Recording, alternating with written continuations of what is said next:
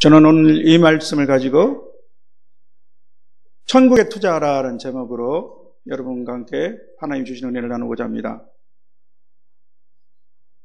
먼저 저는 오늘 본문의 말씀을 하신 예수님이 있는 곳으로 저와 여러분이 함께 가보기를 원합니다.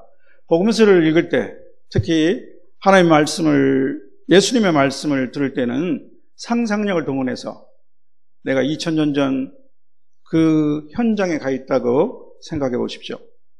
예수님께 주목하고 주님께 가까이 가서 그의 음성을 직접 들으려고 생각하는 것입니다. 느낌과 깨달음이 이렇게 우리가 노력하면 많이 달라질 것입니다. 오늘 예수님은 비유로 말씀하고 계시죠. 두 개의 비유인데 마태는 이 말씀을 나란히 편집했습니다. 예수님이 이 두 가지 비유를 같은 자리에서 하신 것인지 그것은 우리는 알 수 없지만 두 말씀은 서로 아주 비슷합니다. 짧지만 각기 독립된 이야기인데 또 두 이야기를 합치면 이렇게 요철이 드러나고 나온 것이 딱 맞아서 큰 그림이 되기도 합니다. 마치 레고 게임 같기도 하죠. 예수님은 그러면 무엇에 관해서 이 말씀을 하시는 거죠? 이 비유를 말씀하시는 거죠? 무엇에 관해서? 예, 맞습니다. 천국에 대해서 말씀하고 계시죠? 예, 그렇습니다. 예수님은 천국에 관하여 이 비유를 통해서 말씀하고 계십니다. 그럼 본문을 살펴보도록 하겠습니다. 44절이죠. 주님은 천국은 마치 밭에 감춘 보화와 같다라고 말씀하시고 또 45절 그 다음에 이야기에서는 천국은 마치 좋은 진주를 구하는 장사와 같다고 하십니다. 이런 방식같이 A는 B와 같다라고 하는 방식의 수사법을 우리는 직유법이라고 하죠. 첫 번째 이야기에서는 천국을 우리가 발견하는 대상물로, 또 두 번째 이야기에서는 그 천국을 그것을 발견한 주체, 즉 사람으로 비유하신 것입니다. 하지만 이 두 비유를 독립적으로 읽으면 그것을 대상물에 비유했든지 사람에 비유했든지 간한 그 차이는 그렇게 크지 않습니다. 왜냐하면 아무리 주님이 말씀하신 그 의도는 천국은 어떤 보물이다, 또 어떤 사람과 같다라고 말하는 것이 아님을 우리가 알 수 있기 때문입니다. 예수님은 두 이야기 안에서 동일하게 천국을 발견, 결단, 행동이라는 세 가지 단계의 전체 과정으로 비유하시는 것을 우리는 알 수 있습니다. 마지막 단계인 행동은 자신의 소유를 다 팔아서 좋은 것, 즉 천국을 사는 것이죠. 이것은 현대말로 천국에 투자하는 것입니다. 그것도 집중 투자하는 것입니다. 그럼 먼저 발견의 단계를 살펴보도록 하시겠습니다. 첫 번째 비유에서 밭을 갈던 농부가 우연히 땅속에 묻힌 보화를 발견했습니다. 그것을 우리는 횡재라고 합니다. 금맥을 쫓아 금을 캐던 사람들은 이걸 노다지라고 했고, 또 요새 말로는 대박이라고 말할 수 있겠죠. 농부가 보물을 찾으려고 밭을 갈지는 않았습니다. 그런데 밭에 감춘 보화가 그의 농기구에 걸리고 그의 눈에 들어온 것이죠. 천국은 밭에 감춘 이 보물처럼 드러나기 전에는 우리 눈으로는 볼 수가 없는 것이죠. 우리가 어쩌면 예수님을 만나게 된 사건과도 비슷한 것 같습니다. 적어도 제 경우는 그랬습니다. 저는 군 복무 시절에 정치적 스트레스를 아주 많이 받게 돼서 어떤 위로를 얻을 수 있을까 해서 동생이 다니던 교회를 가보자고 했습니다. 그러나 거기서 예수님을 만날 것이라고는 기대하지 않았습니다. 또한 예수님이 제 모든 문제에 해답이 되시며 나의 구원자가 되시리라고는 생각하지도 못했습니다. 그런데 이제 두 번째 이야기에 좋은 진주를 구하는 장사는 이 농부와도 다르죠. 그는 진주를 아는 사람이죠. 무엇인가 소중한 것을 알고 또 참 진리를 추구하는 사람이라고 우리가 말할 수 있을 것입니다. 진리에는 별 관심이 없고 오로지 실속만을 중시하던 저와는 사뭇 DNA가 다른 사람 같네요. 어쩌면 어릴 때부터 교회에 나가거나 믿음의 부모를 따라서 신앙생활을 해온 소위 모태 신앙인들의 모습과도 같다고 할 수 있을까요? 두 이야기 안에서 공통적으로 그들은 참으로 귀하고 소중한 것, 값진 것을 발견한 것입니다. 전혀 기대하지 않았던 농부도 또 찾으려고 애쓴 진주 장사에게도 이 발견은 일생 일대의 큰 사건이며 대발견이었죠. 그들의 마음에 기쁨의 전율이 일었습니다.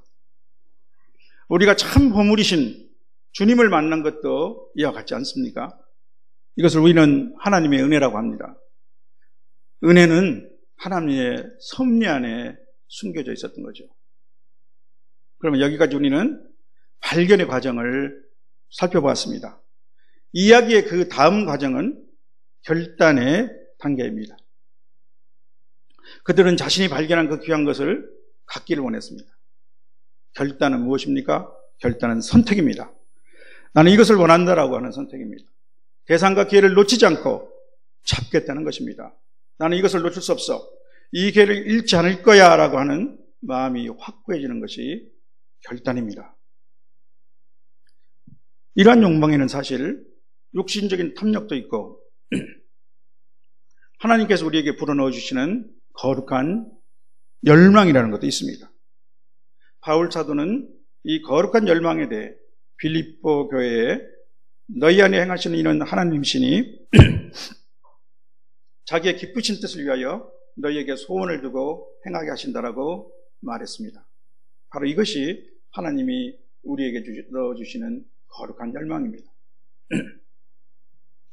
이 선택은 또한 다른 것을 포기하는 것입니다. 다른 것을 버리는 것이죠.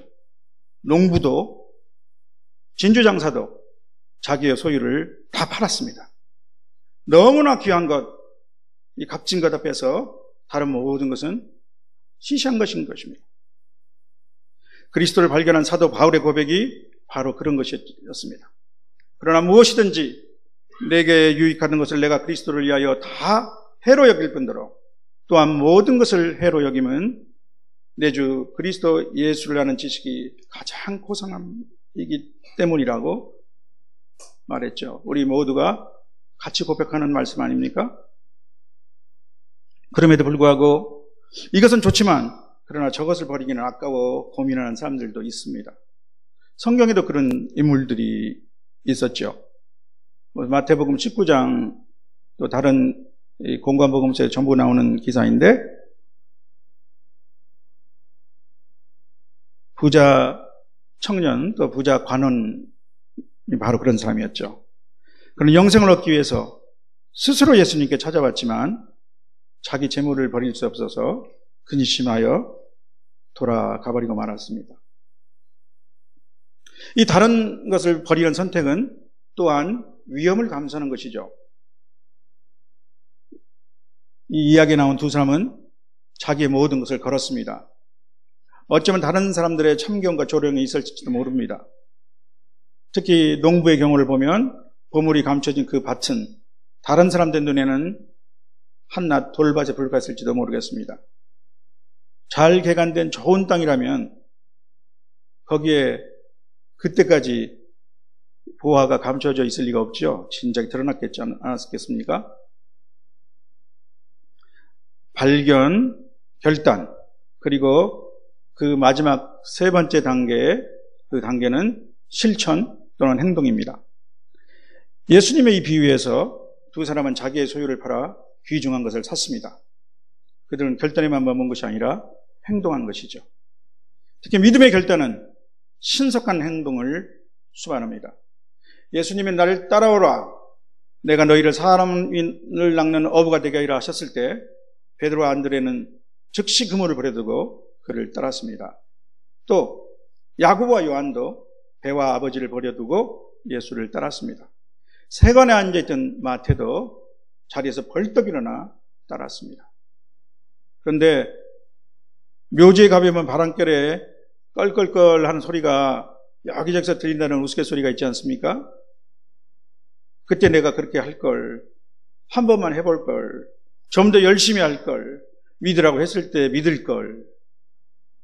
그죠? 행함이 없는 믿음은 죽은 것이라는 야고보서 말씀식으로 행함이 없는 결심은 죽은 것이죠. 아무것도 이룰 수 없습니다. 성도 여러분, 이제 관심을 전환하여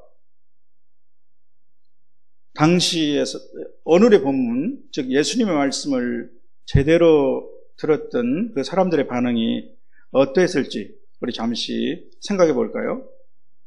당시 그 자리, 그 사람들 입장에 대해서 이 예수님의 말씀을 듣고 그들이 보였을 반응을 한번 생각해 보십시오. 아마 예수님의 말씀을 듣고 그들은 천국이 실감났을 것입니다. 지금까지 막연하고 멀었던 천국이 내 손에 잡힐 듯한 실체로 다가왔을 것입니다. 어쩌면 그렇게 좋은 천국이 있다는 생각에 기쁨으로 입이 벌어지고 또 새 소망이 생겼을지 모릅니다. 그렇겠죠. 그렇죠? 또 그들은 동시에 어쩌면 이 천국을 소유하기 위한 결단의 촉구 앞에 자신이 서 있게 됐다고 깨닫지도 않았을지 모르겠습니다. 자기의 모든 소유를 판 이 농부와 이 진주장사와 같이 천국에 투자라고 하는 도전을 받지 않았을까요? 그런데 여기서 주의할 것이 하나 있습니다. 주님은 너희가 천국에 들어가기 위해서 공을 들이고 희생을 치러야 한다라고 말씀하시는 것으로 이해해서는 안 됩니다. 천국은 우리 노력이나 공로로 가는 것이 아니죠. 어린이 복음성가에 나오는 대로 오직 믿음으로 가는 나라입니다. 그러면 여기서 주님이 강조하시는 것은 무엇일까요? 천국은 지극히 좋은 것, 보화와 최고의 진주와 같은 것이다.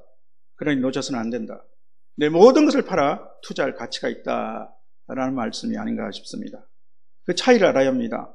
천국은 지극히 소중한 것이니 천국에 들어가기 위해서 투자해라가 아니라 이 천국을 놓치지 말라, 내 소유를 아까워하지 말고 천국에 투자하라는 말씀으로 우리는 이해해야 합니다.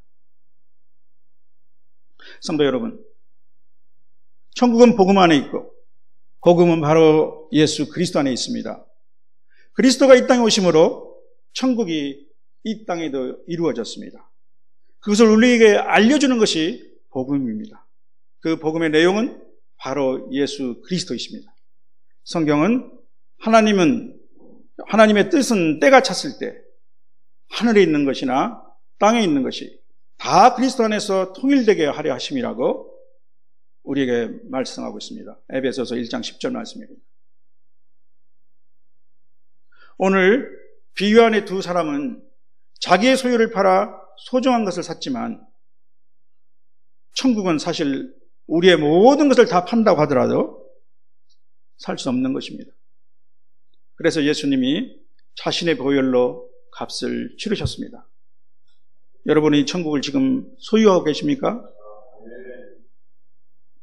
지금 우리는 2000년 전 예수님 앞에서 오늘 이 말씀을 들었던 그 사람과 다른 위치에 있습니다. 이미 주님이 십자가에 죽으시고 부활 승천하셨으며 성령이 우리 가운데에 오셨기 때문입니다. 당시 그들은 예수님을 눈으로 보고 그의 음성을 들었지만 그가 메시아, 즉 그리스도이시며 하나님의 아들이시라는 것을 아직 알지 못했습니다. 오늘날도 예수님을 기껏 역사 속의 한 위대한 인물로 생각하는 사람들이 많습니다. 이들은 천국도 모르고 별 관심도 없죠. 지옥은 불편하기 때문에 애써 부인합니다. 그들에게는 오직 땅의 것이 중요하고 매일이 그저 분주할 뿐이죠. 그래서 성경은 육에 속한 사람은 하나님의 성령의 일들을 받지 아니하나니 이는 그것들이 그에게는 어리석게 보이며 또 그는 그것들을 알 수도 없나니 그러한 일은 영적으로 분별되기 때문이라고 말씀하고 있지 않습니까? 최근 옛 직장 동료로부터 전송받은 이야기입니다. 워싱턴 DC의 한 전철역에서 어느 청년이 낡은 바이올린을 꺼내들고 사뭇 진지한 표정으로 연주를 시작했습니다. 43분을 연주한 동안 27명이 바이올린 케이스에 돈을 넣었습니다. 서양에서는 길에서 이렇게 연주를 하면 그렇게 펼쳐놓은 바이올린에 그 연주를 듣고 감사하는 표시로 돈을 내려놓죠. 그 다음날 신문을 펼치는 사람들은 깜짝 놀랐습니다. 그 청년은 바로 미국인이 가장 좋아하는 세계적 바이올리니스트인 조슈아 벨이었기 때문입니다. 그가 연주한 악기는 바이올린 연주가라면 다 꿈꾸는 스트라디바리우스로 그 가격이 350만 달러입니다. 42억 원 정도 되는 것이죠.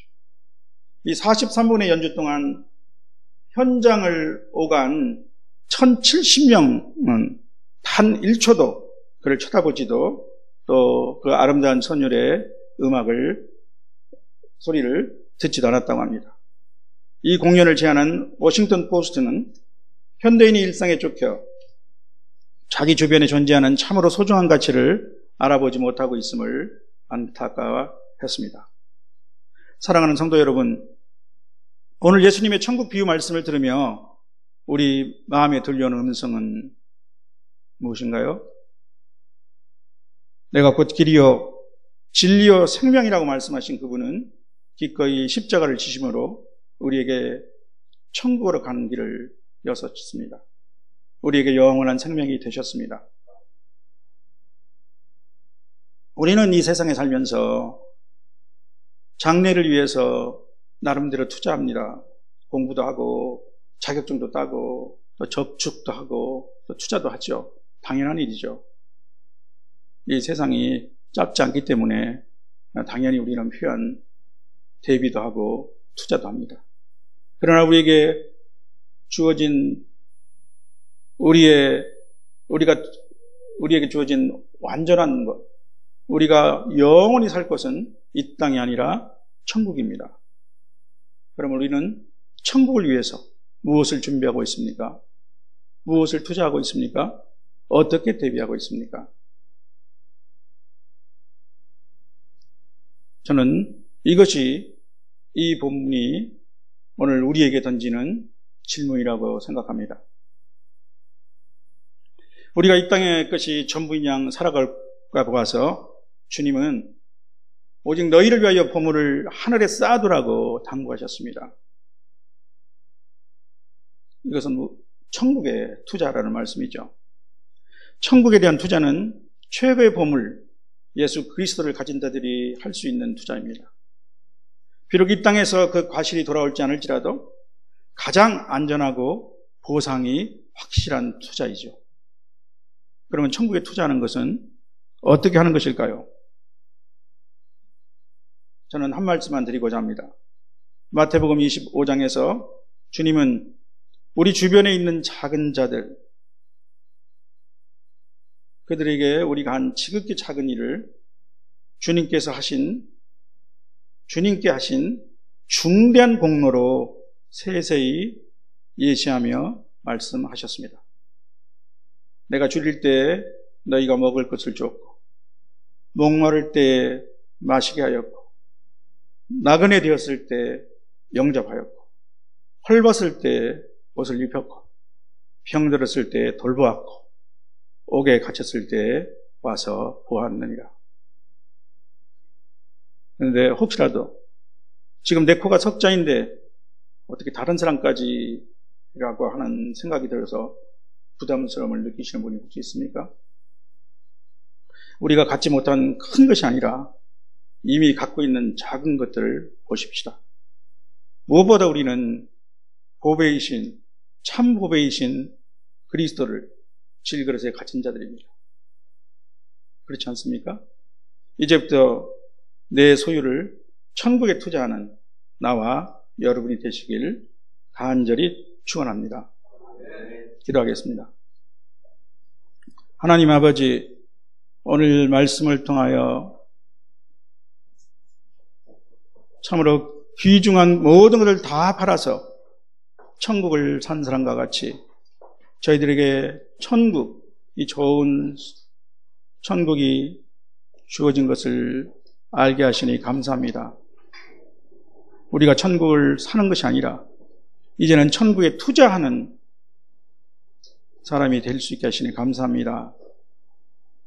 주님께서 그 모든 값을 십자가의 보혈로 치르시고 우리에게 천국을 가는 길을 열어주시며 또한 천국을 소유하게 하시니 감사합니다. 아버지, 그러나 우리가 이 땅에 살 때 이 땅만을 위해서 살지 말게 하시고 이제 영원한 것, 우리가 장차 주님과 더불어 온전한 기쁨을 누리며 살아갈 그 천국을 바라보게 하시며 또한 천국에 투자하는 저희들이 될 수 있도록 인도하여 주시옵소서. 감사하며 예수님 이름으로 기도드립니다. 아멘.